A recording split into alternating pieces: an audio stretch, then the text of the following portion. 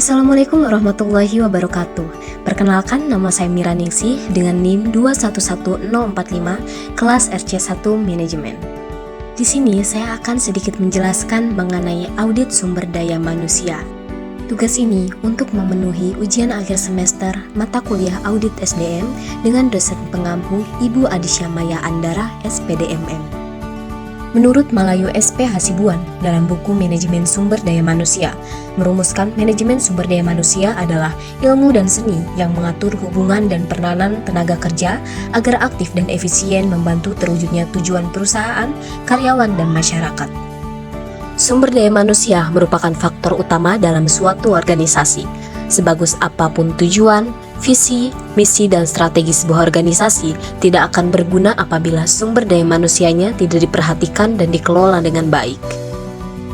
Organisasi dibuat berdasarkan visi untuk kepentingan manusia dan pada implementasinya dikelola oleh manusia. Oleh karena itu, sumber daya manusia perlu dikelola dengan baik dan profesional agar dapat tercipta keseimbangan antara kebutuhan sumber daya manusia dengan tuntutan serta kemajuan bisnis perusahaan.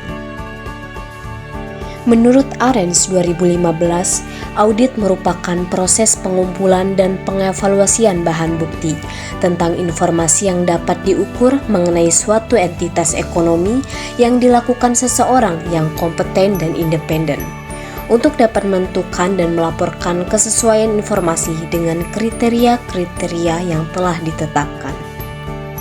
Audit sumber daya manusia merupakan salah satu cara untuk memeriksa fungsi-fungsi operasional dari perencanaan, penerimaan, seleksi, pelatihan, dan pengembangan. Penilaian kinerja, kompensasi, hubungan karyawan dengan organisasi sudah berjalan sebagai mestinya. Audit juga memiliki proses, di antaranya mengkomunikasikan gagasan dan makna audit sumber daya manusia dan menekankan sebagai manfaat yang dapat diperoleh serta mendapatkan dukungan manajemen puncak. Yang kedua, memilih personalia dengan berbagai keterampilan dan menyusun tim audit serta memberikan pelatihan yang dibutuhkan. Yang ketiga, mengumpulkan data dari berbagai jenjang, fungsi dan unit yang berbeda dalam organisasi. Yang keempat, menyiapkan laporan audit bagi para manajer lini dan evaluasi Departemen Sumber Daya Manusia. Yang kelima, membahas laporan dengan para manajer pengoperasian terkait yang kemudian menindaklanjuti hasil evaluasi. Yang terakhir, memasuki berbagai tindakan korektif ke dalam proses penetapan sasaran operasi organisasi reguler. Pelaksanaan dalam audit sumber daya manusia, di antaranya, audit sumber daya dapat dilakukan oleh auditor internal yang secara formal telah dibentuk dalam suatu perusahaan untuk melakukan audit pada seluruh fungsi organisasi.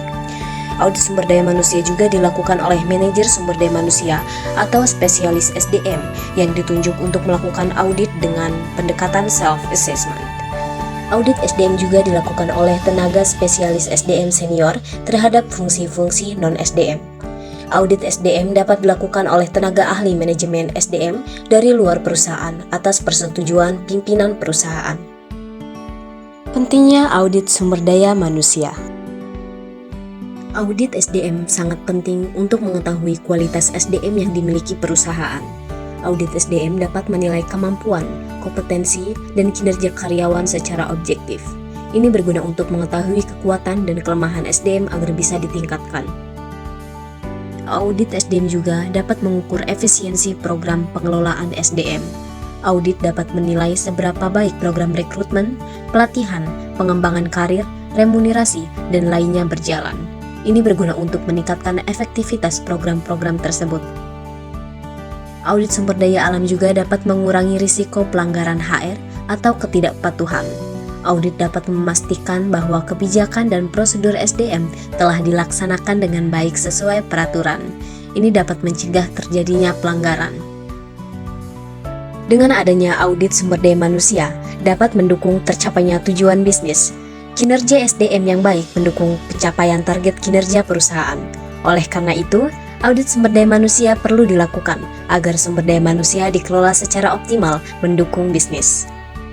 Cukup sekian mengenai penjelasan audit sumber daya manusia, semoga dapat bermanfaat bagi para pendengarnya. Terima kasih. Wassalamualaikum warahmatullahi wabarakatuh.